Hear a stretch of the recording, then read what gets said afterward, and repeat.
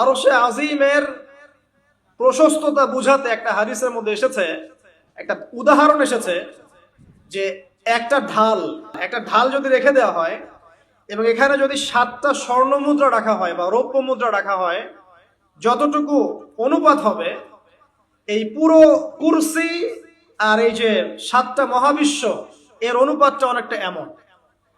কথা বুঝতে পারছেন? এটা ওয়াসিআ কুরসিয়ুহুস সামাওয়াতি ওয়াল আরদ, আয়াতুল কুরসির মধ্যে পড়ছেন না? এটাই সেই কুরসি।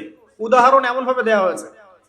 আবার নবীজি বলছেন সাল্লাল্লাহু আলাইহি ওয়াসাল্লাম, ওই ঢালটাকে, পয়সা ভর্তি ওই ঢালটাকে যদি আমরা একটা মরুভূমিতে রেখে আসি, তাহলে মরুভূমির তুলনায় ঢালটা যতটা ছোট, আরশের তুলনায় কুরসি অতটুকু ছোট। আর এই আরশের উপরে আছেন আল্লাহ রাব্বুল আলামিন। তাহলে চিন্তা করেন আল্লাহ রাব্বুল আলামিন কত ম্যাসিভ, কত বড়। এটাই বলি আমরা আল্লাহু আকবার। যখন আমরা মাথা নত করি আমরা কি বলি? আল্লাহু আকবার, আল্লাহ পাক সবচেয়ে বড়।